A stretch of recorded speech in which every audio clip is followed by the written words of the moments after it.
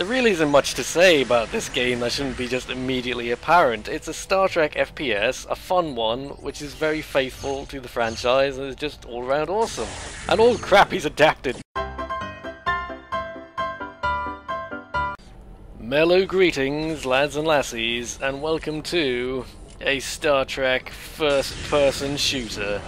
This concept alone should be enough to get you intrigued, even if Voyager is, shall we say, not the most widely beloved of the Trek franchises. I'm just shooting Borg because I'm badass. Assimilate this! In a nutshell, this is a fun FPS from the Half-Life era, widely considered a golden age of PC shooters, I might add.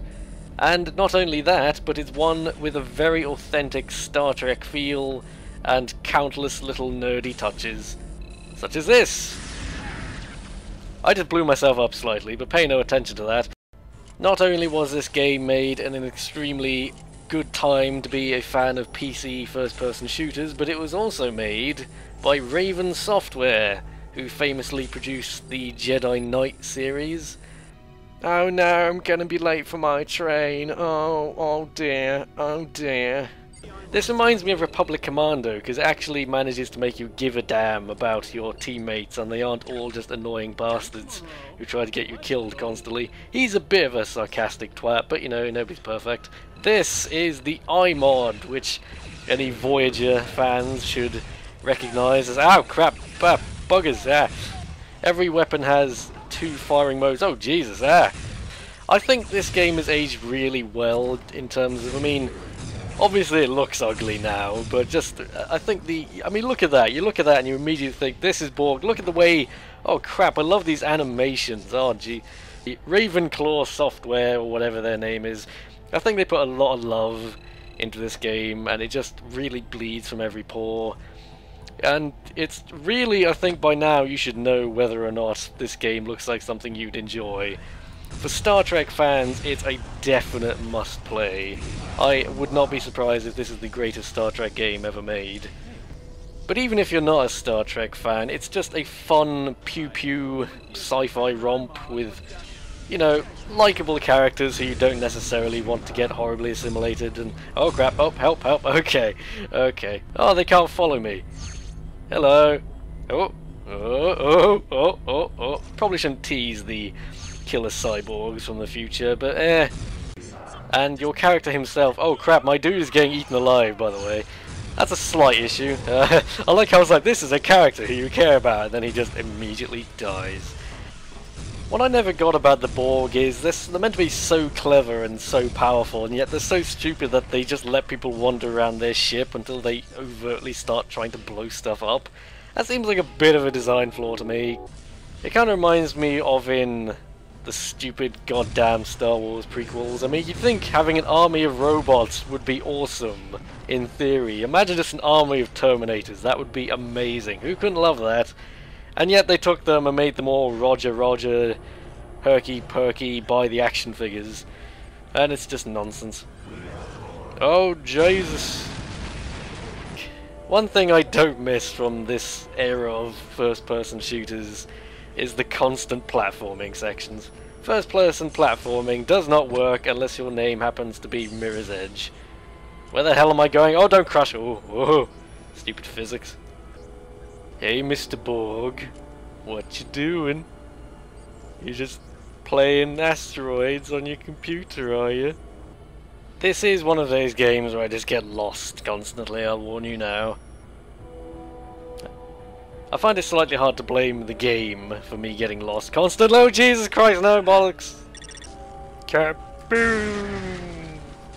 I always like how the Voyager crew have no problem interacting with mysterious high-tech alien technology, Just, oh, I can plug my Windows 7 into it and it's fine. Oh yeah, do the Borg, get down, fall down, whatever. One thing about this game is the running speed seems a bit too quick, but if you turn that off and just walk around, the walking speed is really slow, so you're stuck with a speed that's slightly too quick or one that is far too slow. Somebody patched that or some nonsense. Pachoo! Pachoo! Oh, he looks so sad. Poor Borgykins. I like that he's looking at me, and he's just kind of, I should probably do something about him, but I'm not going to do anything until he gets a bit closer. Am I stuck?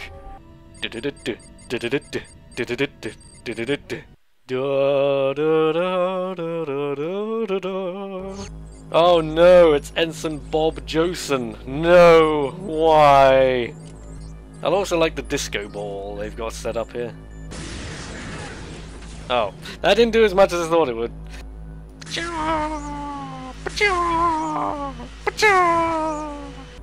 Now we've got some dude stuck behind a force field or some nonsense. I'm going to assume the best solution is to...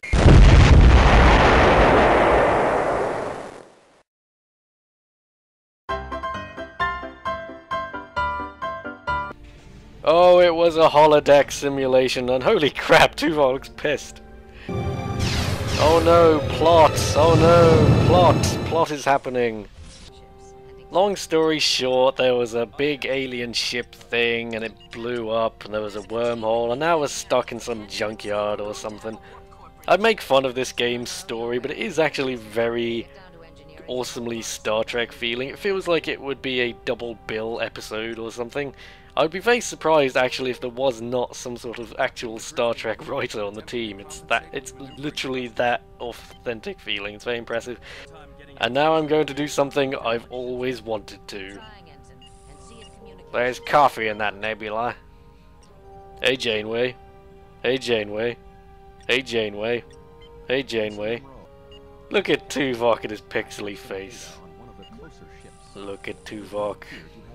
Now, in between all the shooty bits in the game, there are frequent levels where you have to just wander around Voyager and talk to people and fix stuff, which sounds incredibly boring on paper, but it's actually really cool and immersive, and I think it just really breaks up the game, so there's some real good flow going on. And, you know, this is something else that so many games today completely mess up, is the feeling of pacing, you know?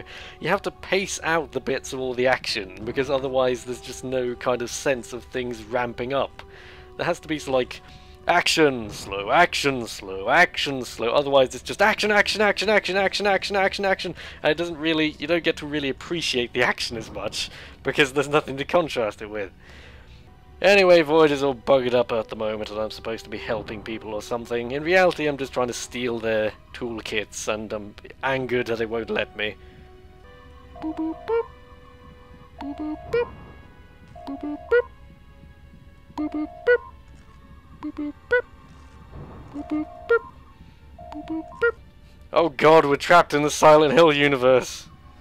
Ensign, quickly, we need to reconfigure the plot convenotron. Oh,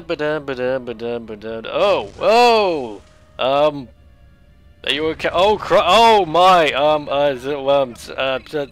panic, there we go, problem solved. I can't see any way this could go horribly wrong. Oh. My bad. You have to remember this game came out around the time of Deus Ex, and so there are several kind of gimmicky moments where you can just pointlessly change a minor aspect of the story. You know, save a character's life so he turns up for a minor role later on. I'm not going to say it isn't gimmicky, but it's a cool little idea, and once again, it feels so much more personal. I hate it when games these days are like, you have choice, you can be a dude with a brown t-shirt or a dude with a green t-shirt. But in this, it's like, you can save this character's life and he'll thank you later. Oh, jeez, God, smegin' hell. They just don't build nuclear vessels like they used to. Am I doing a terrible job of selling this game? I just kind of feel like it sells itself, you know? It's a Star Trek FPS where you also get to talk to some Star Trek people and do Star Trek things. If you want a Star Trek feeling FPS something or other, I think this is pretty much the definitive experience. And the sequel is pretty much the same sort of thing, only you have Picard instead of stupid Janeway who...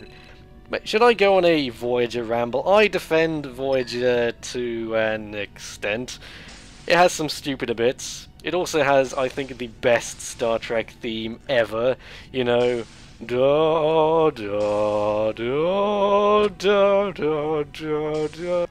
I mentioned before how you get to wander around the ship and do stuff, and I think especially later on in the game you really get a sense that shit is getting real when you see stuff blowing up and falling apart, and it just really emphasizes that stuff is actually happening, whereas in a lot of games these days I sometimes get the impression that just you're not accomplishing anything outside of what it arbitrarily tells you you're accomplishing. I have no idea where I'm going. What's that, Kieran? You've got horribly lost in a game? But that never happens. Oh, you could even use the map on the wall to figure out where to go. Oh, why are you not buying this game right now? It's just a jump to the left. Do do do do do. Oh, I broke my legs. So yeah, even if you're not a big Voyager fan, can we at least agree it's better than Enterprise? How about that? Okay, because it does have the Doctor. Oh! Flippin' hell. No shit, I thought the radioactive acid was just there for decoration.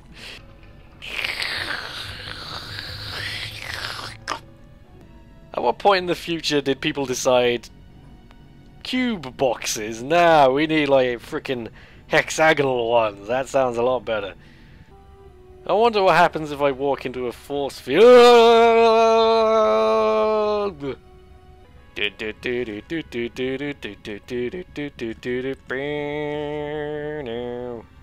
Oh no, the warp core is gonna blow up or some nonsense. If only Gordon Freeman was here. Oh, things are exploding. This is much badness. No, no, no. Oh, I'm pressing buttons. Pressing buttons. Press buttons. Look busy. Jesus is coming. Words. Is that what that does? Okay, the key. Be a Vulcan. That's the best. You have to stay Vulcanized. Oh, you can actually use the lifts. Except it's broken. Fuck it. This is not going well. This is not oh, ladders in first-person games. They're always fun. Oh, fuck it. Especially when you're panicking. Oh. Don't you give me 20 seconds to save the world. No. Okay. Oh. Okay. Whoa. Extreme close-up. Whoa.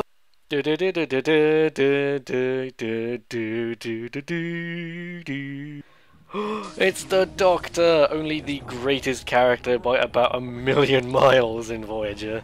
If there was only one, they should have just had Voyager and the Doctor. There was no one else on the ship, it was just the Doctor. I like the distant sounds of what is he scanning? The dude teleported away. He's like, oh, this wall is very interesting. I'm just going to type it into my Game Boy. Beep, beep, beep, beep. Space pirates! Oh, hell yeah. I may have shot you in the back of the head there, never mind that. There's Klingons in the cargo bay, cargo bay, cargo bay. There's Klingons in the cargo bay. Oh, the red minigun thing. Oh, hell yeah. It's got grenades. Fuck yes. I do like how the shooting feels. It's very arcadey. Like I said, there isn't much emphasis on headshots. What the hell? Was he like tripping over himself? He was like, whoa, golly. This person's gun appears to be just humping a box, which is fine. Bazap. Bazap. Oh, I recognize these guys. Oh, I recognize those dudes. Oh. I'm just nerdgasming, by the way. I'm recognizing aliens and I'm going, oh, it's those dudes, and oh, that's from episode 72 of series 8, and dramatic pose.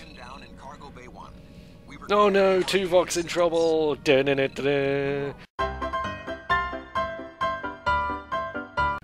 Now to dramatically sit on the lift while it very slowly and awkwardly moves us towards our destination. Shut up, you. I'm doing important things. Important business is being done. Oh. Oh, if you bugger around doing stupid shit for long enough, like I was, he just runs off to help Tuvok by himself. That's cool. Fine, fine, I'll help you save Tuvok or some nonsense. Pew, pew, pew, pew, pew, pew, pew, pew, pew, pew. Never give up, never surrender. By Grabthar's hammer, Tuvok shall be avenged. I may not be paying much attention to accuracy. So I don't know if you'd noticed. Oh no, the flying lunchbox is getting away. Plot, plot, plot, plot, plot, plot, plot, plot, plot, plot, plot, plot, plot, plot, plot, plot, plot, plot. Okay, basically there's some weird alien ship that we're gonna go nick stuff from because we've become space pirates basically.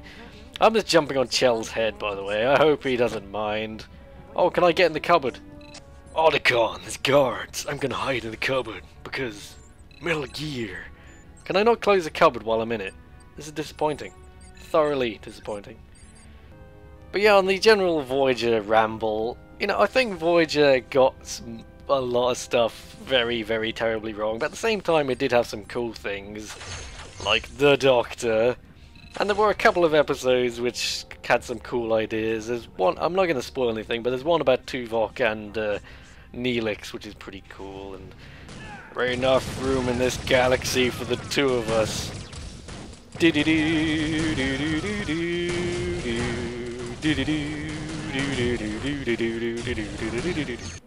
Any game that lets you run around with Star Trek guns shooting cowboys is already a recommendation waiting to happen. Eat my red lines of death. Another cowboy shooter you want to play is Dark Watch on PS2 and Xbox. It's about vampire cowboys. What more could you possibly need to know? The exploration of the cosmos is a voyage of self-discovery, and also horses. An excellent holodeck. Do do do do do do. It's a good day to die. Hey, you left me behind. Okay, we've teleported onto a ship that appears to be of Vorlon origin, and I think that's as good a time as any to bring this little adventure to a close. I hope you enjoyed this snippet of Star Trek Voyager Elite Force, an awesome shooter I think some people are put off of because, obviously, oh Jesus, there are starfish or something. As I was trying to say before I was interrupted by manta rays from hell, this has been Star Trek Voyager Elite Force. If this looks fun, please do check it out. I think a lot of people assume it's not very good because it is a Voyager game, and that's not a point in its favour, let's be honest. But it is a lot of fun, and it kind of reminds me of how many things most modern shooters tend to get wrong. Shut up, talking head man. Thank you very much for watching, and I hope to see you in our continuing voyage.